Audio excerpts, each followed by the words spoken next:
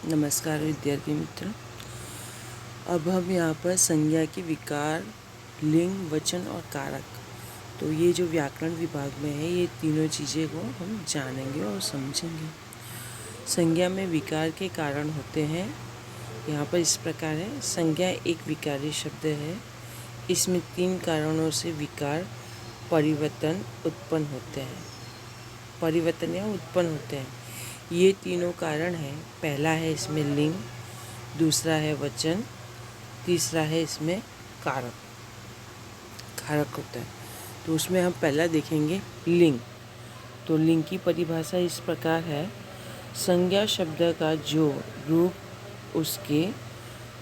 उसके पुरुष या नर, पुरुष माने नर, या स्त्री इतने मादा होने का बोध कराता है उसे लिंग कहते हैं।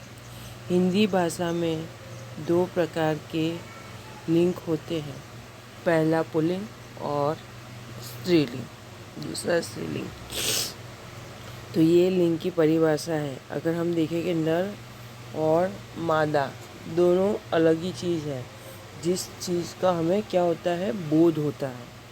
बोध मतलब ज्ञात होना, तो उसे हम हिंदी भाषा में क्या कहते हैं, स्त्रीलिंग और पुल्लिंग कहते हैं। तो अब हम पहला देखेंगे यहाँ पर पुल्लिंग। जो पुल्लिंग की परिभाषा देखेंगे। संज्ञा शब्द का जो रूप उसके रूप मतलब नर होने का बोध कराता है उसे हम पुल्लिंग कहते हैं। जैसे मैंने उदाहरण के तौर पे बैल, कुत्ता, मोहन, हाथी आदि।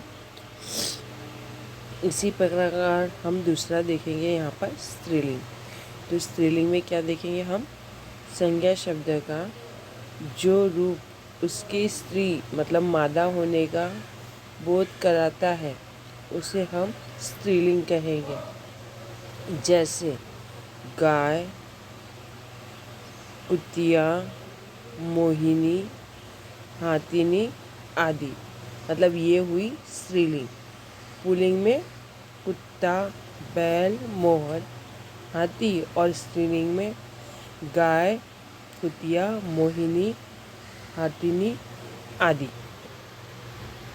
अब हम यहाँ पर देखेंगे संज्ञा शब्द के लिंग का अन्य शब्दों पर कैसे प्रभाव पड़ा है। जो संज्ञा शब्द है उसका जो अन्य शब्दों पर किस तरह से प्रभाव पड़ा है उसके बारे में जानेंगे। तो पहला है विशेषण पर। तो यह है विशेषण पर कैसे उसका प्रभाव पड़ा है। तो यहाँ पर कुछ उदाहरण के रूप में वाक्य दिए गए हैं। पहला है यह पेड़ हरा है। तो ये हरा है मतलब पुल्लिंग है। यह लौकी हरी है मतलब स्त्रीलिंग है। हरा और हरी ये दोनों शब्द का जो ज्ञात होता है मतलब हमें परिचय मिलता है वहाँ पर स्त्रीलिंग और पुल्लिंग का। इसी तरह से हम देखेंगे क्रिया पर। तो क्रिया पर कैसे होता है कि छात्र विद्यालय चला गया। तो ये शब्द हुआ पुल्लिंग। छात्र कहाँ गया, विद्यालय गया। और छात्रा विद्यालय चली गई। छात्राएं मतलब ये हुआ, क्या हुआ, विद्यालय चली गई मतलब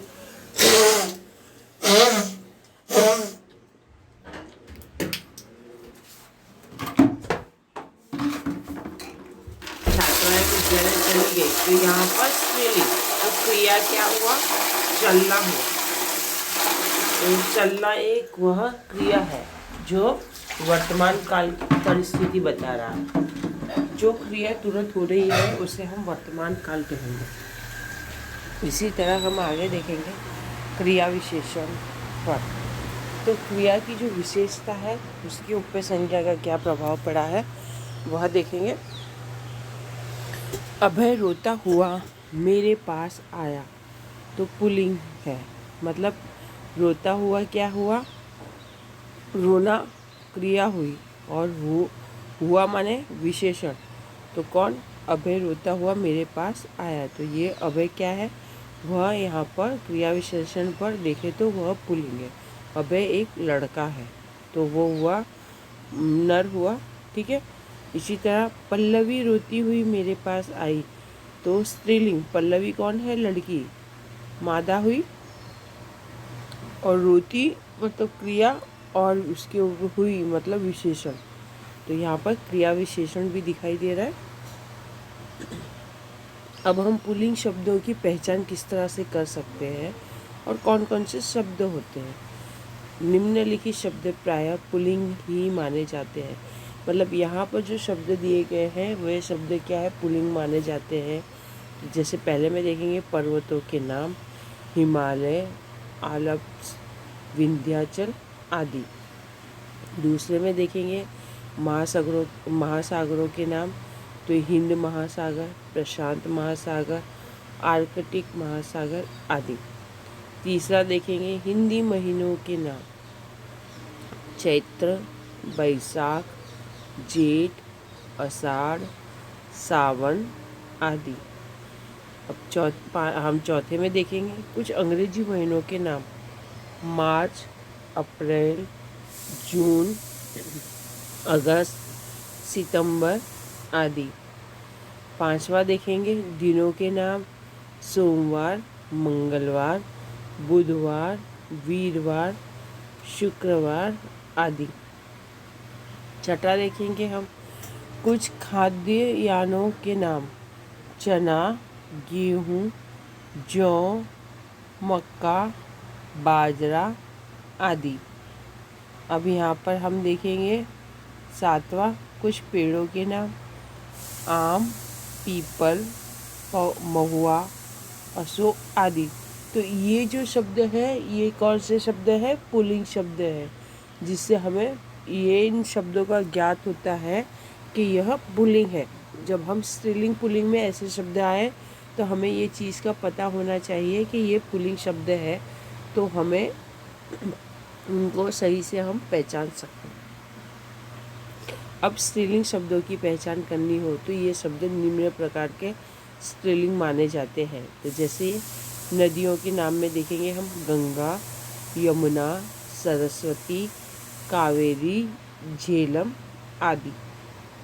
दूसरा देखेंगे भाषाओं के नाम में हिंदी, रूसी, चीनी, जापानी, पंजाबी आदि।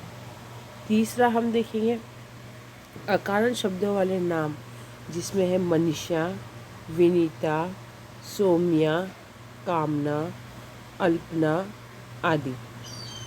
इसके बाद है हम चौथे में देखेंगे कुछ अंग्रेजी महीनों के नाम, जनवरी, फरवरी, जुलाई, मई आदि।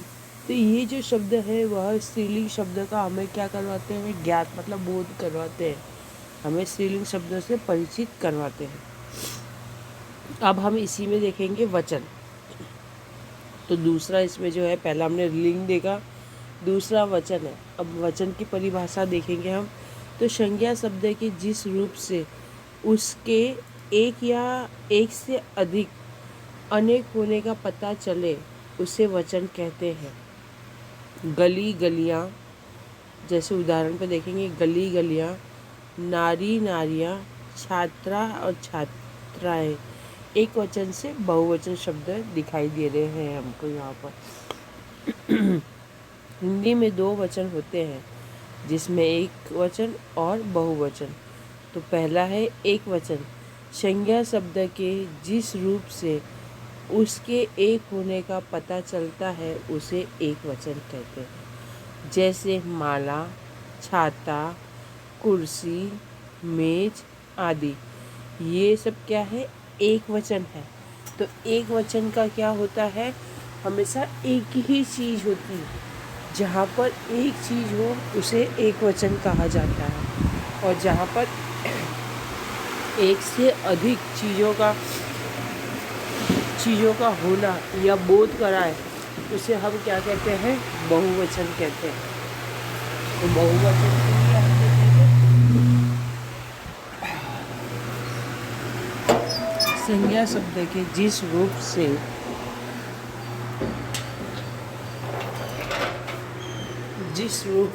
उसे एक से अधिक होने का पता चलता है उसे क्या कहेंगे, बहुवचन कहते हैं। मतलब हमें यहाँ पर इसकी परिभाषा एक बार फिर से हम देखेंगे।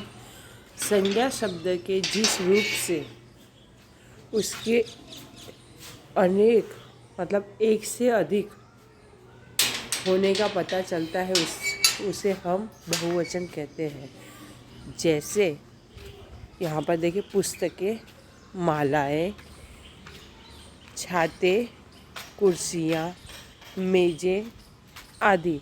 ये क्या है, एक से ज़्यादा वस्तुओं का अनुभव करा रहे हैं, ज्ञात करा रहे हैं, तो हम इसे बहुवचन कहेंगे।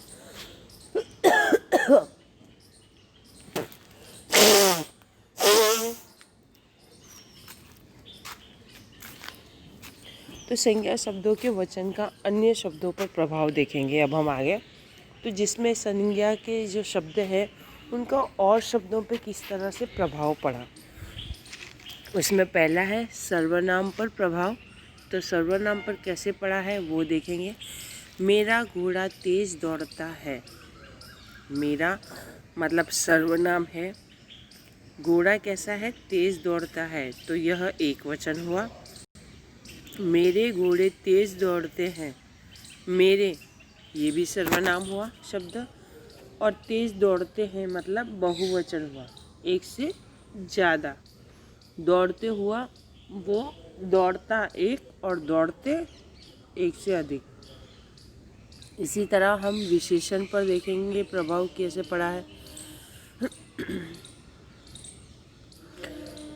तो हरा चना खाने में अच्छा लगता है। हरा क्या है, विशेषण है। चने की क्या विशेषता बताता है, जिस चीज़ की विशेषता बताए उसे हम विशेषण कहते हैं। तो अच्छा लगता है एक वचन है, और हरे चने खाने में अच्छे लगते हैं, तो एक से ज़्यादा चीज़ों के बारे में बोला है यहाँ पर। वहाँ पर एक चने के बारे में बात की और यहाँ पर एक से ज़्यादा चने के बारे में बताया गया है। इसी तरह नीचे देखेंगे क्रिया पर प्रभाव कैसे आया वचन का। तो गधा अचानक गिर पड़ा। पड़ा है वो क्रिया हुई, मतलब वह चल रही है, हो रही है, वो एक वचन हुआ। गधा मतलब एक, और गधे माने बहुवचन। अचानक गिर पड़े हैं, है ना। क्रिया के विशेषता बताने वाले को क्रिया का क्रिया विशेषण कहते हैं हम, जो क्रिया हो रही है उसे। क्रिया विशेषण पर प्रभाव। लड़का रोता हुआ मेरे पास आया, तो ये क्या हुआ, एक वचन, और क्रिया विशेषण की यहाँ पर विशेषता बता रहा है। लड़का रोता हुआ, रोता क्रिया है और हुआ माने उसकी विशेषता। बहुवचन शब्द देखेंगे नीचे वाक्य, लड़के रोते हुए मेरे पास आए, तो यहाँ पर एक वचन और बहुवचन दोनों चीज़ है, और वह क्रिया विशेषण पर उसका क्या प्रभाव है वह भी हमें देखने मिलता है। अब यहाँ पर वचन, एक वचन से बहुवचन शब्द किस तरह बनते हैं वो भी यहाँ पर दिए गए हैं। तो हम देखेंगे एक वचन से बहुवचन शब्द कैसे बनते हैं।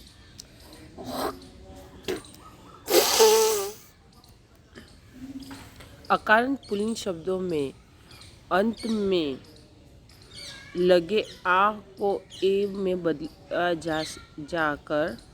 बदलकर जैसे, मतलब आ को ए में जब बदला जाए तब वह कैसे एक वचन से बहुवचन शब्द बन जाते हैं। बेटा, बेटे, लड़का, लड़के, कमरा, कमरे, छाता, छाते, गधा, गधे, मतलब ये सारे शब्द हैं जिनको हम एक वचन से बहुवचन में परिवर्तित कर सकते हैं, बदल सकते हैं। कौवा, कौवे, कपड़ा, कपड़े, पैसा, पैसे, घंटा, घंटे, भाला, भाले, बच्चा, बच्चे, दाना, दाने, नाला, नाले, प्यादा, प्यादे, लोटा, लोटे, रास्ता, रास्ते, और गद्दा, गद्दे। तो ये सब क्या है, एक वचन से बहुवचन में परिवर्तित हुए, बदले जाते हैं। तीसरा देखेंगे हम यहाँ कारक। तो कारक क्या चीज़ है, तो पहला है यहाँ पे कारक। कारक शब्द का, अब यहाँ पर इसकी परिभाषा पहले हम देखेंगे। कारक शब्द का शाब्दिक अर्थ है क्रिया को करने वाला, मतलब जो क्रिया हो रही है उसको करने वाला। अर्थात क्रिया को पूरी करने में अपनी भूमि निभाने वाला। मतलब जो क्रिया हो रही है उस क्रिया को पूर्ण करने वाला। वह क्रिया जैसे ही पूर्ण हो जाती है तो उसको हम यह भूमिका संज्ञा और सर्वनाम द्वारा निभाई जाती है। मतलब यह क्रिया कैसे संज्ञा और सर्वनाम दोनों को मिलाकर उसकी मदद से होती है, मतलब उसे निभाई जाती है, मतलब उसे पूर्ण की जाती है। इस तरह हम कह सकते हैं संज्ञा या सर्वनाम के जिस रूप से यह जाना जाए कि क्रिया का उससे क्या संबंध है।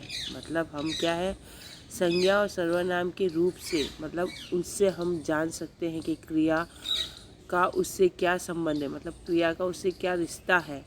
उसे हम क्या कहते हैं, कारक कहते हैं। इसी प्रकार कारक के भेद हैं। तो कारक के कितने भेद हैं, 8 भेद हैं।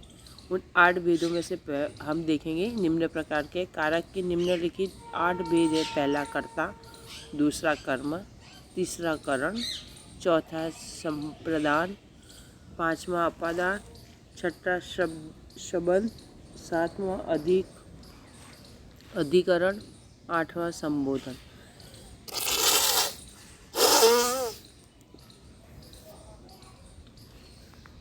तो पहला देखेंगे कर्ता। कर्ता कारक का क्या है, क्रिया जिसके द्वारा संपन्न की जाती है उसे हम कर्ता कहते हैं। मतलब क्रिया जिसके द्वारा संपन्न की जाती है उसे हम कर्म कहते हैं, कर्ता कहते हैं, सॉरी। कर्ता के बिना क्रिया संभव नहीं होती। बराबर ही है कि अगर व्यक्ति जो क्रिया करे, अगर वो व्यक्ति ही नहीं होगा, वो कर्ता ही नहीं होगा, तो क्रिया संभव नहीं हो सकती। वाक्य में कर्ता और क्रिया का घनिष्ठ संबंध होता है। वाक्य में क्रिया, कर्ता और क्रिया दोनों का एक दूसरे से घनिष्ठ, मतलब दोनों से एक दूसरे का बहुत ही पास का, बहुत ही गाढ़ा रिश्ता होता है। जैसे हम देखें, वैभव विद्यालय जाता है, अगर वैभव है तो विद्यालय जाएगा, तो कर्ता और क्रिया दोनों हो गई। ख में देखेंगे, सुमन ने खाना पकाया, तो अगर सुमन है तो ही खाना पकेगा ना। क्रिया के साथ कौन या किसने लगाकर प्रश्न करने पर मिलने वाला उत्तर कर्ता होता है।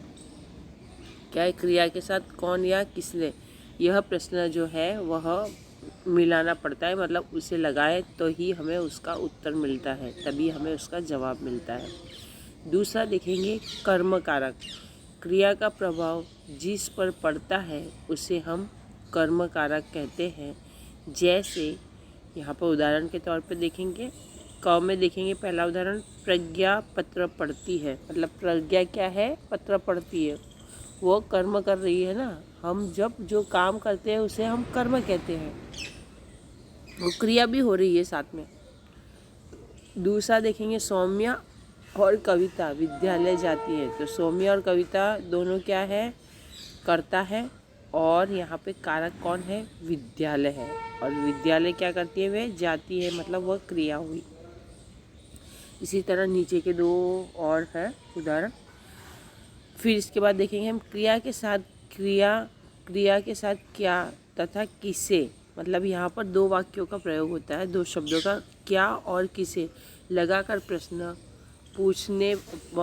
करने पर मिलने वाला उत्तर कर्म होता है। मतलब क्या और किसे लगाएंगे तभी हमें जो है मिलने वाला जो प्रश्न का उत्तर है वही कर्म होता है। कभी कभी वाक्य में 2 कर्म होते हैं, उसमें से एक कर्म मुख्य होता है और दूसरा गौण होता है। हम देखते हैं कभी कभी वाक्य में एक से अधिक नाम या एक से अधिक कर्ता आ जाते हैं, तब हमें उसमें से मुख्य और गौण को दोनों को जानना है। इसीलिए जब हम उसे जानते हैं तो जैसे है, विप्लव ने प्रत्यूष को पत्र लिखा। विप्लव ने क्या लिखा, प्रत्यूष को पत्र लिखा। तो यहाँ पर गौण कौन है और मुख्य कौन है, तो यहाँ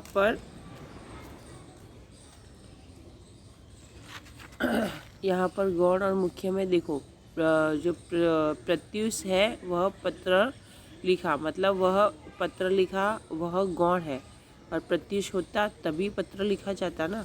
ठीक है, अब यहाँ पे कारक के भेद देखेंगे।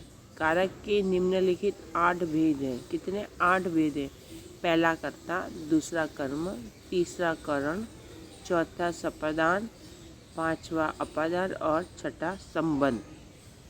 कारक के ये भेद है। फिर 8वां अपादान। तो हमने इस प्रकार ये आगे देख ही चुके हैं।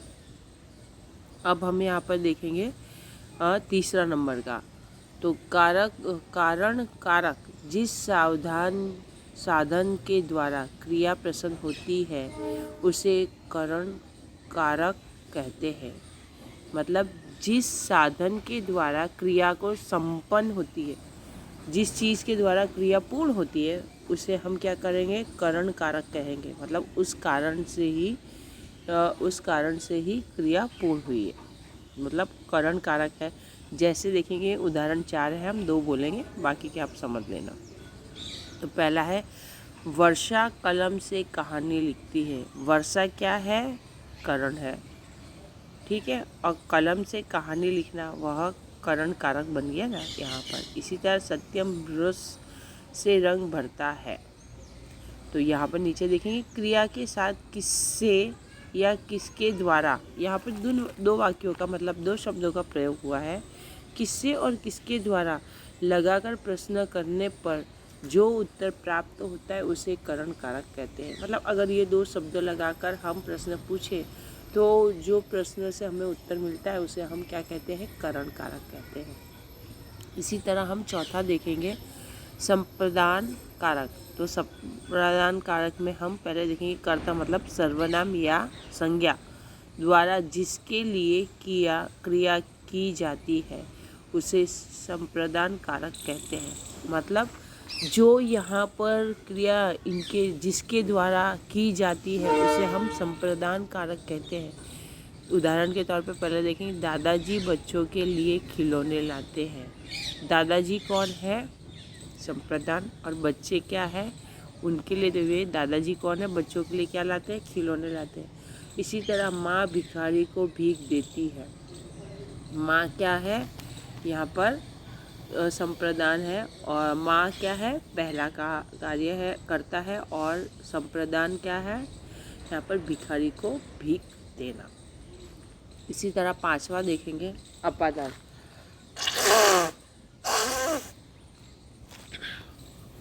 अपादान कारक में हम देखेंगे जिस पद से अलग होने का भाव प्रकट होता है या कर्ता अपनी क्रिया के द्वारा जिससे अलग होता है उसे अपादान कारक कहते हैं। यहाँ पर क्या देखेंगे अपादान कारक में कि जो पद है, मतलब जिस पद, मतलब जो पद से अलग होने का भाव प्रकट हो, मतलब अलग किया जाए और उसका भाव प्रकट मतलब दिखाई दे कि इस चीज़ को इससे अलग किया गया है। तो यहाँ पर क्या होगा? कर्ता अपनी क्रिया के द्वारा उसे अलग होता है, और जो करता है, जो मेन व्यक्ति है, वो उससे अलग हो जाता है, तो उसे हम अपादान कारक कहेंगे।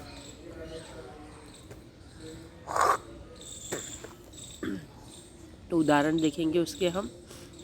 पहला है सैनिक घोड़े से गिर गया। सैनिक क्या है? करता है, और घोड़े से, वह घोड़ा क्या है? अपादान है, और इसलिए अपादान कारक है।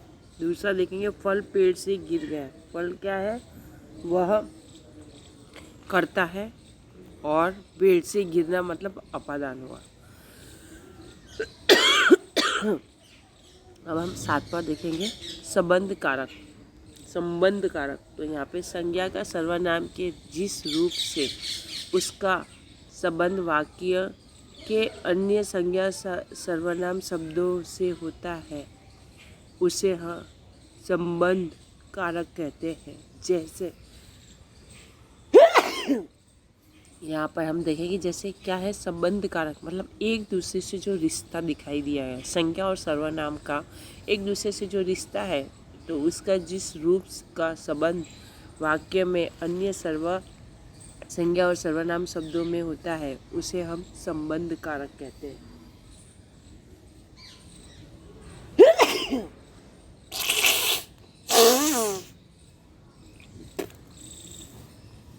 तो पहला है यह मोबाइल फ़ोन पुलकित का है।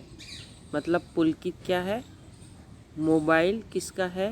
पुलकित का है। तो यहाँ पर संबंध कारक के लिए यह शब्द का प्रयोग किया गया है। यह सुंदर भवन किसी राजा का लगता है। मतलब ये भी क्या है? ये एक। और क्या और मुझे, तो क्या में देखेंगे हम, तुम्हारी किताब फट गई है। दूसरा, मुझे भारत का मानचित्र चाहिए। मतलब संबंध दिखाने के लिए इन शब्दों का प्रयोग होता है, यह, क्या और मुझे। तभी ये उस चीज़ का क्या दिखाते हैं, एक दूसरे से रिश्ता दिखाया जाता है, संबंध दिखाया जाता है। 7वां देखेंगे हम, अधिकरण कारक। जिस स्थान पर क्रिया प्रसन्न होती है उसे अधिकरण कारक कहते हैं। इससे क्रिया के साथ स्थान, काल आदि के बारे में पता चलता है। जैसे मतलब अधिकरण में हम देखेंगे क्रिया संपन्न हुई और उसके बाद का जो अधिकरण कारक कैसे है, तो क्रिया के स्थान के, काल का, आदि का बोध कराए। क्रिया के स्थान की मतलब उसकी जगह जो है उस चीज़ों का हमें ज्ञान दे, या आदि का बोध कराना मतलब ज्ञान देना। और या क्रिया चलती, मतलब क्रिया जो चल रही है तभी इसे हम अधिकरण कहेंगे। तो पहला यहाँ पर है, कक्षा में छात्र चुपचाप पढ़ रहे हैं। तो कक्षा में क्या है? छात्र चुपचाप पढ़ रहे हैं, वह यहाँ पर क्रिया चल रही है। कला अध्यापक ने श्याम पट पर सुंदर चित्र बनाया। जो कला जो है, अध्यापक सुंदर श्याम पट पर सुंदर चित्र बनाया। ठीक है, ये भी एक हुआ। दूसरा, हमें दूसरों पर भी विश्वास करना चाहिए। हमें क्या करना चाहिए? दूसरों पर विश्वास करना चाहिए। इसी प्रकार कुएं में मेढक था। कुएं में क्या था? मेढक था। तो यहाँ पर यह हमें कुएं में जो मेढक है वो भी क्या है? अधिकरण बताया। स्थान में जो क्रिया संपन्न हो और उसको हम क्या कहें? क्रिया का संपन्न होना मतलब उसका अधिकरण होना। इससे क्रिया का हमें पता चलता है। काल और क्रिया का, काल क्रिया के स्थान पे काल का भी पता चलता है। तो यहाँ पर देखेंगे, संबोधन कारक किसी को बुलाने, सचेत करने, ध्यान आकर्षित करने के लिए जिन शब्दों का प्रयोग किया जाता है वह संबोधन कारक होते हैं। मतलब संबोधना। ठीक है, तो यहाँ पर क्रिया का जो है हमारा पूर्ण हुआ। नमस्कार विद्यार्थी मित्रों।